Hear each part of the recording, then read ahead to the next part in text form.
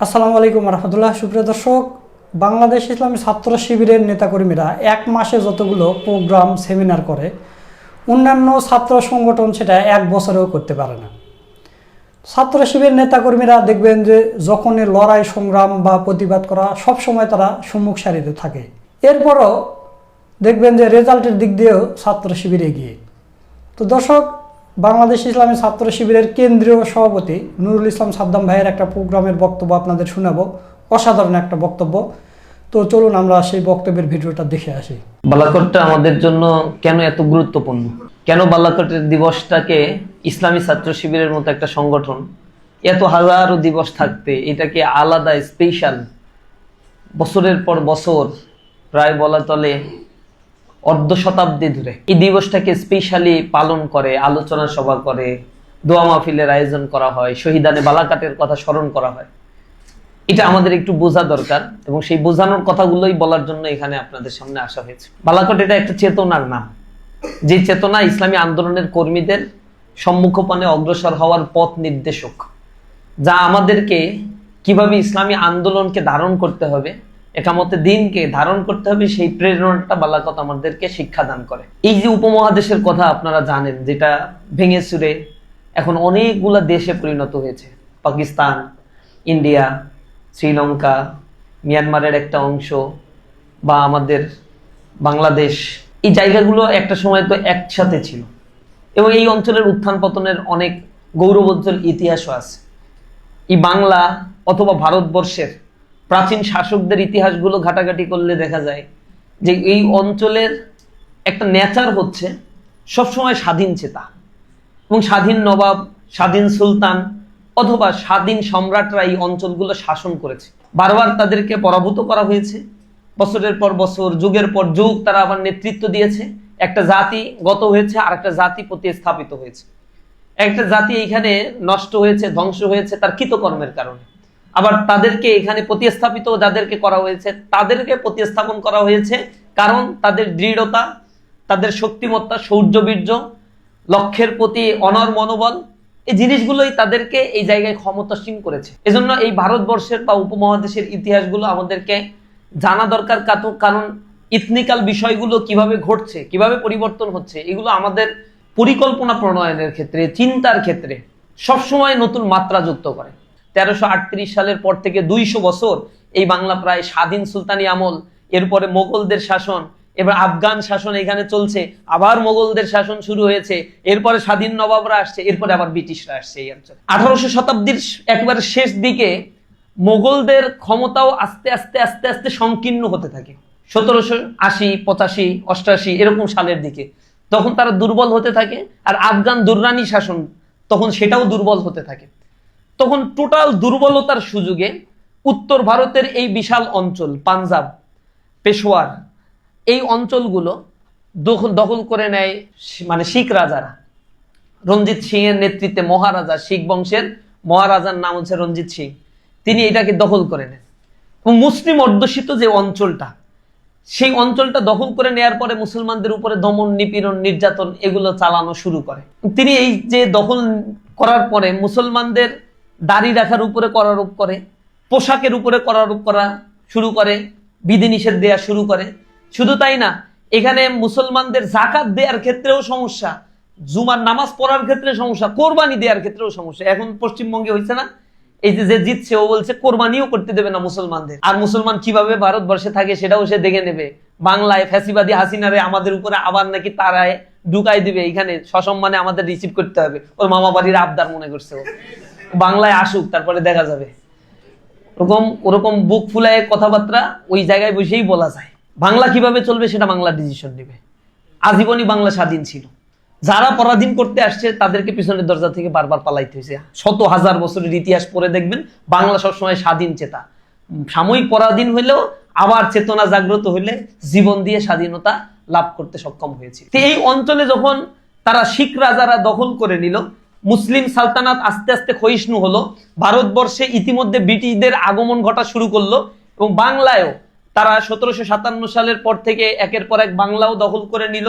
East India কোম্পানির শাসন এই অঞ্চলে চালু হলো। দিল্লি তখন ব্রিটিশদের শাসনে ইতিমধ্যেই চলে গিয়েছে।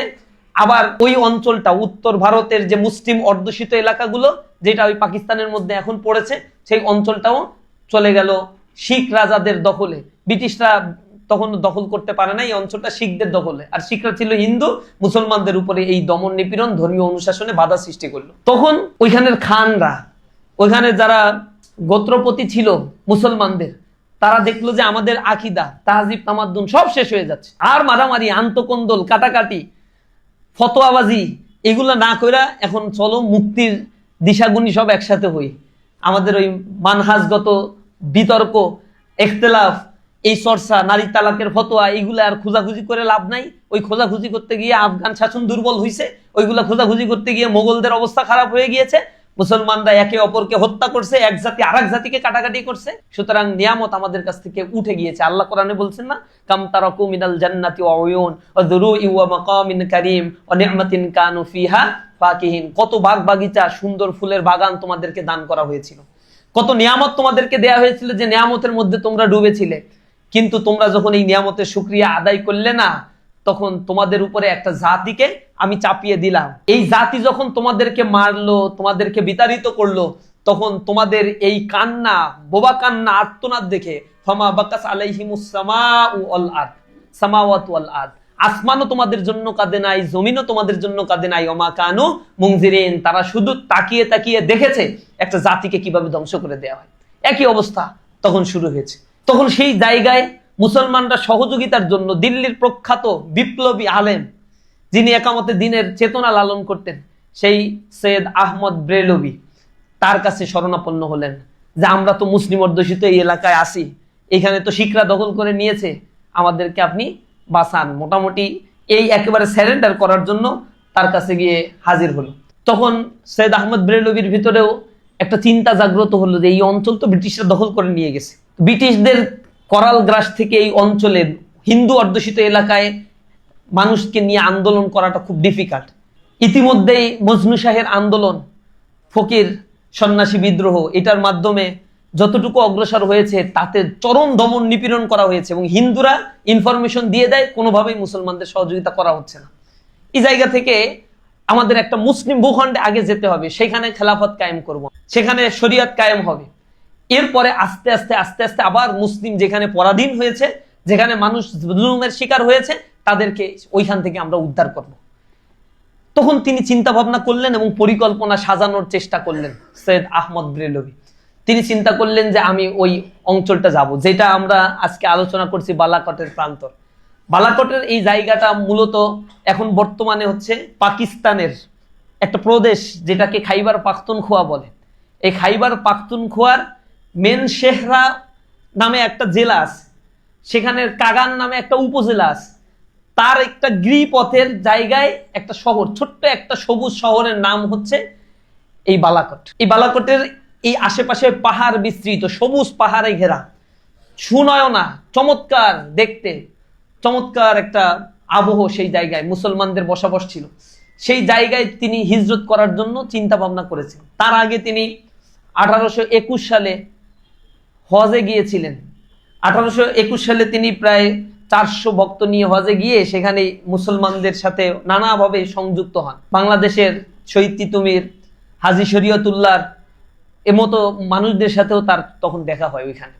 তখন তিনি তার দর্শন চিন্তা হাজী শরীয়তুল্লাহ, শহীদ তিতুমীরের কাছে উপস্থাপন করেন। তারা এটা দ্বারা প্রভাবিত হয়। হজ থেকে ফেরত আইসা তারা ওই যে বাঁশের কেল্লা, এরপরে হচ্ছে ফরাইজি আন্দোলন, এগুলাকে তীব্র করা শুরু করে। এদিকে তিনি বিভিন্ন শহরগুলো ঘুরে ঘুরে ঘুরে ঘুরে মানুষের মধ্যে জাগরণ সৃষ্টি করে। সে প্রায় 2-3 বছর বিভিন্ন এলাকাগুলো ঘুরছেন, ঘুরে ঘুরে বক্তব্য বিবৃতি দিয়ে তার চারিত্রিক মাধুর্যতা, আকর্ষণীয় বক্তব্য, এগুলোতে মানুষ প্রভাবিত হয়ে পড়েছিল। সে টানা 2 বছর প্রায় রোহিলাখণ্ড, আগ্রা, মিরাট, মুজাফফরাবাদ, এরপরে হচ্ছে সাহারানপুর, লখনৌ, বেনারস, এইসব জায়গাগুলোতে ঘুরছেন। সফর সঙ্গী তার এই আন্দোলনের জন্য, এই বিপ্লবী চেতনার জন্য মানুষ সংগ্রহের কাজটা তিনি করছেন। এই কাজগুলো ধারাবাহিকভাবে চলছিল। 1825 সালের দিকে গিয়ে 26 সালের সেপ্টেম্বর মাসে তিনি তার অনুসারীদের নিয়ে ওই অঞ্চলে, উত্তর পশ্চিম অঞ্চলে ভারতের সফর করেন এবং হিজরত করে ওইখানে চলে যান পরিবার পরিজন নিয়ে একামতে দিন বাস্তবায়ন করার জন্য। এই ভারতবর্ষে দীর্ঘ সময় পরে পূর্ণাঙ্গ একামতে দিনের আন্দোলনের ডাকই সৈয়দ আহমদ বেরেলভী দিয়েছিলেন। খেদমতে দিন আর একামতে দিনের মধ্যে একটা পার্থক্য আছে, এটা আমাদের বুঝতে হবে। একজন মসজিদের ইমাম, তিনি কিন্তু খেদমত করছেন ইসলামের, মানুষকে সতর্ক করছেন, হালাল হারাম বুঝাচ্ছেন, নামাজ পড়াচ্ছেন, আজান দিচ্ছেন, তিনি ইসলামের একটা খেদমত করছেন। একজন মাদ্রাসার মুহতামিম বা প্রিন্সিপাল, তিনি মাদ্রাসা পরিচালনা করছেন, ছাত্রদের তালিম দিচ্ছেন, ওইখানে নির্ধারিত একটা জায়গায় মানুষ তৈরির কাজ করছেন, তিনি ইসলামের খেদমত করছেন। একজন মানুষ লেখালেখি করে, এই লেখালেখির মধ্য দিয়ে মানুষকে তিনি জাগ্রত করেন, সচেতন করেন, এই মানুষটাও ইসলামের লেখনী শক্তি দিয়ে ইসলামের খেদমত করে যাচ্ছেন। এভাবে প্রতিটা মানুষ ইসলামের কোনো না কোনো ফরম্যাটে তারা খেদমত করছে। কিন্তু এগুলো পূর্ণাঙ্গ একামতে দিন না। একামতে দিন যদি হয় তাহলে তার পূর্ণাঙ্গ একটা রূপ থাকবে, কারণ সমাজ ব্যবস্থা পাল্টে দিয়ে প্রচলিত জাহেলিয়াতের এগেইনস্টে এখানে একটা ইসলামিক সোশ্যাল স্ট্রাকচার তৈরি করা হচ্ছে একামতে দিন। এটার ভিতরে economic system, cultural system, social structure, human reformation সবকিছু ইনক্লুডেড। ল থাকবে এখানে, অ্যাডমিনিস্ট্রেশন সিস্টেম ইসলামিক সিস্টেমে চলবে, এই শরিয়ার বেসমেন্ট গুলো সেভাবে তৈরি হবে। এই জন্য প্রয়োজন একটা সম্মিলিত প্রয়াস। কেউ ইসলামিক ইকোনমিক সিস্টেম নিয়ে, কালচারাল সিস্টেম নিয়ে কেউ কাজ করবে, কেউ ইকোনমিক সিস্টেম নিয়ে কাজ করবে, কেউ সোশ্যাল স্ট্রাকচার মানুষকে রিফাইনারি করার জন্য কাজ করবে, কেউ হচ্ছে ল নিয়ে কাজ করবে, কারণ ল, প্রচলিত ল এর এগেইনস্টে ইসলামিক ল কতটা, শরিয়াত কতটা কার্যকর এবং কিভাবে কার্যকর করা যায় সেটা নিয়ে কাজ করবে, মানুষকে সচেতন করবে, শিক্ষা ব্যবস্থা নিয়ে কাজ করবে। এই সামগ্রিক দিক থেকে যারা সম্মিলিতভাবে কাজ করে তাদেরকে বলা হয় তারা একামতে দিনের কাজ করছে। তিনি সেই দাওয়াতটা এবং ডাকটা দিয়েছিলেন যে আমরা একটা রাষ্ট্র গঠন করব, যে রাষ্ট্রের কাঠামো হবে ইসলাম, যে রাষ্ট্রের কাঠামো হবে শরিয়া ভিত্তিক, যেখানে ইনসাফ থাকবে, যেখানে কল্যাণ কায়েম হবে, মানুষে মানুষে ভেদাভেদ থাকবে না, সকলের অধিকার এখানে সুপ্রতিষ্ঠিত হবে, তার নিজ নিজ মর্যাদা এখানে প্রতিষ্ঠিত হবে। এই ডাকটাই তিনি দিয়েছেন এবং খুব বুক ভরা আশা নিয়ে 1826 সালে তিনি খাইবার পাখতুনখোয়ার ওই মেনশেহরা এলাকায় বসবাস শুরু করেন তার অনুসারীদের নিয়ে। প্রায় 2000 অনুসারীদের নিয়ে গেছিলেন সাথে। সেখানে বাংলাদেশ থেকে, ঢাকা থেকে, ফরিদপুর থেকেও লোক গিয়েছিল তার সাথে। সঙ্গী হয়েছিল বিহার থেকে, উত্তর ভারতের বিশাল অংশ থেকেও তিনি তার অনুসারীদেরকে জোগাড় করেছিলেন। তার আধ্যাত্মিক প্রভাবের কারণে এই মানুষগুলো কনভিন্স হয়ে গিয়েছে এবং তার সাথে একটা ইসলামী সমাজ কায়েমের স্বপ্ন নিয়ে ওইখানে হিজরত করেছিলেন। আর আগে থেকেই খানরা আর হচ্ছে ওই এলাকার প্রভাবশালী মুসলিম যারা ছিল তারা তো এনাদেরকে আমন্ত্রণ জানিয়ে নিয়ে গেছেন যে চলো ওইখানে যাই, এখানে আমরা আপনাকে সহযোগিতা করব শিখদের বিরুদ্ধে। যখন তিনি হিজরত করে ওখানে চলে গেলেন, বনে বাজারে অবস্থান করছিলেন, পাহাড় পর্বতে অবস্থান করছিলেন, এরকম জায়গাগুলোতেও শিখরা যখন তার উপরে আক্রমণ শুরু করেছিল, কয়েকটা জায়গায় আক্রমণ হয়েছিল এবং বিভিন্ন জায়গায় তিনি প্রতিরোধও গড়ে তুলেছিলেন। প্রথম কয়েকটা জায়গায় যুদ্ধ করে বেশ ভালো সাড়াও পেয়েছিলেন এবং বিজয় অর্জন করেছিলেন শিখদের বিরুদ্ধে।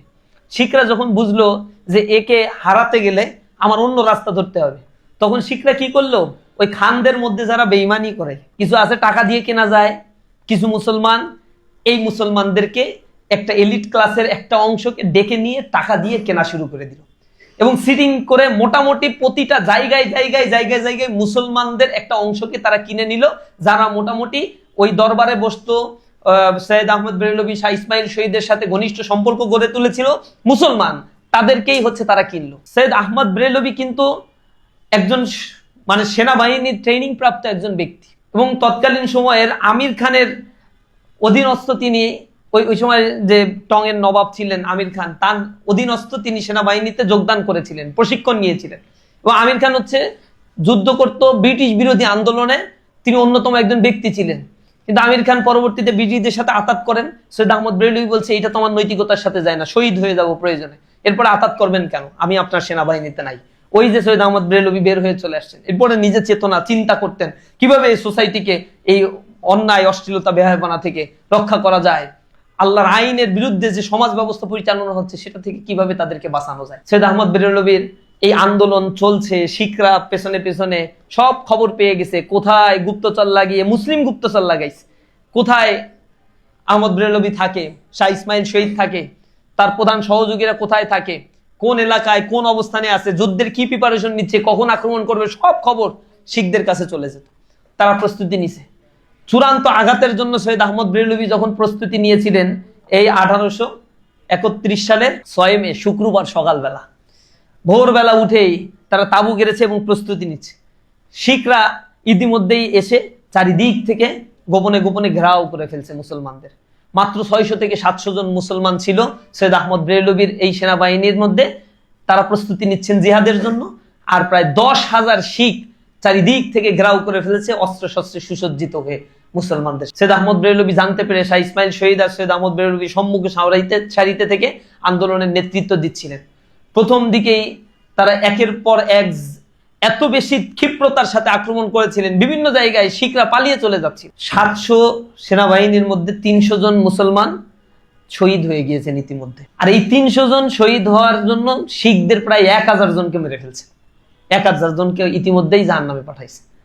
কিন্তু বিশাল অস্ত্র, চারিদিকে সেনাবাহিনী প্রস্তুত করা, এরপরে হচ্ছে একের পর এক আঘাত পাল্টা আঘাত, এগুলোতে টিকে থাকা খুব কঠিন। আবার বেঈমানি তো আছেই মুসলমানদের, ভিতর থেকে খবর পৌঁছে দিচ্ছে। সৈয়দ আহমদ বেরেলভি যখন শহীদ হয়ে গেল যুদ্ধ করতে করতে, শাহ ইসমাইল শহীদ হয়ে গেল, এরপরও সেনাবাহিনীর একটা অংশ যে 300 জন জীবিত ছিল এরা যুদ্ধ করে যাচ্ছে, কিন্তু হঠাৎ করে মুসলমানদের ভিতরে একজন বলা শুরু করলো, সৈয়দ আহমদ বেরেলভি মারা যায় না, এই পাহাড়ের উপরে আছে, আসো সবাই ওদিকে যাই। সে ডাকতেছে, ওই ডাকার কথায় কেউ কেউ বিভ্রান্ত হয়ে গিয়েছে, দোটানার মধ্যে পড়ে গিয়েছে। আর তখন ক্ষিপ্র আক্রমণ করে মুসলমানদেরকে আরো বেশি পর্যদস্ত করেছে।